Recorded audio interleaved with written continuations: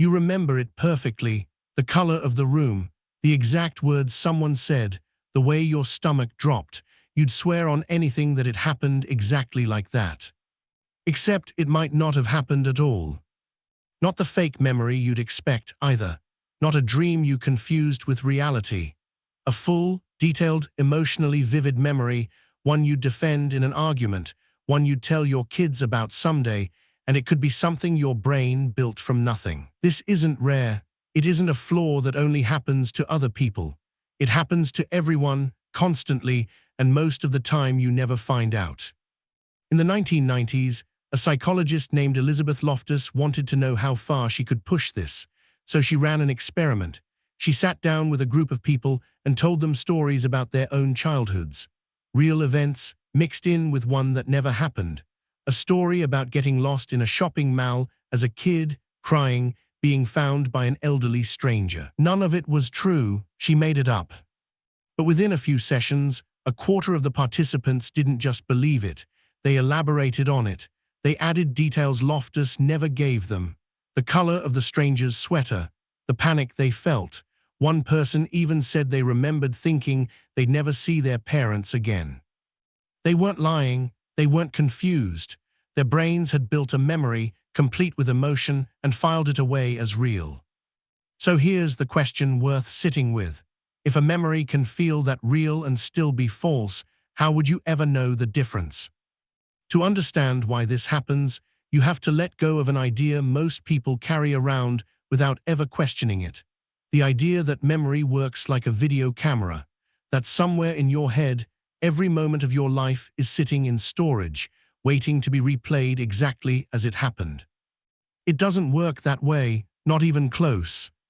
Memory is reconstructive. Every time you recall something, your brain isn't hitting play on a recording. It's rebuilding the moment from fragments, like reassembling a shattered vase using pieces from a dozen other places.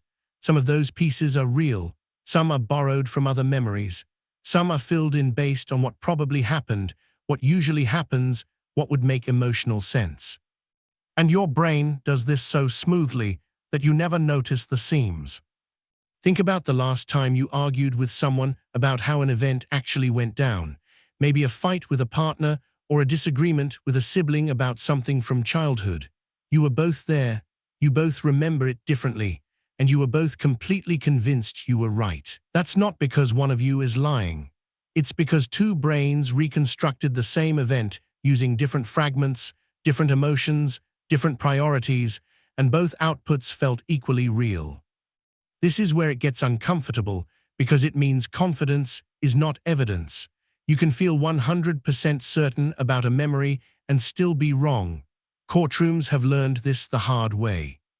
Eyewitness testimony, once treated as the gold standard of proof, has been responsible for a staggering number of wrongful convictions.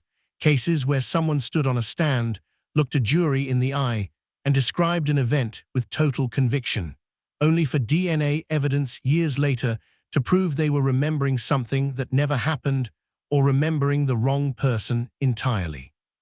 Not because they were dishonest, because memory doesn't come with a warning label. It doesn't flag which parts are real and which parts got filled in later. So why would a brain be built this way? Why would evolution give us a memory system this unreliable? Because accuracy was never the point, usefulness was. Your brain isn't trying to preserve history. It's trying to help you survive right now, using whatever version of the past helps you make the fastest, safest decision in the present. If a rough sketch of what probably happened is enough to keep you out of danger, your brain will take the rough sketch every time. Perfect recall is expensive. Good enough recall is fast. This is also why memories shift every single time you think about them.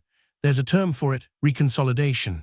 Every time you pull up a memory, it becomes temporarily unstable, like a document that's been reopened for editing. Then it gets saved again, but slightly altered, colored by your current mood, your current beliefs, whatever you've learned since. Do that enough times, over years, and the memory you have today might barely resemble the moment it came from. Which means the more you revisit a memory, the less trustworthy it becomes. The favorite stories you tell most often, the ones you've repeated at dinner parties for a decade, are often the ones that have drifted the furthest from what actually happened. There's a particular kind of false memory that shows up almost universally, and you've probably felt it without naming it. It's called the Mandela effect, and it's what happens when large groups of people share the exact same false memory. Certain movie lines that were never said, logos that looked slightly different than people swear they remember, a political figure people are certain died decades before he actually did.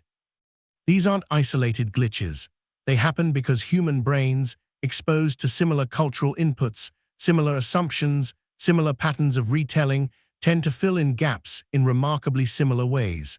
Your brain isn't malfunctioning when this happens. It's doing exactly what it was designed to do, taking incomplete information and building the most plausible version it can. Which brings us back to that shopping mall experiment and to a much more personal question. If your brain can build an entire false childhood memory, complete with feelings and details, out of a story someone else planted, what does that say about the memories you've never had reason to question?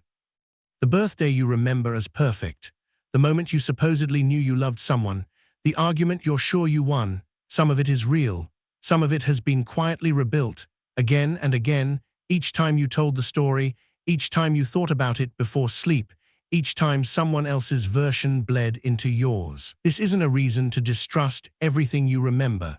It's a reason to hold your memories a little more loosely, to recognize that certainty was never proof, that vividness was never proof, that the strength of a feeling attached to a memory says almost nothing about whether the memory itself is accurate.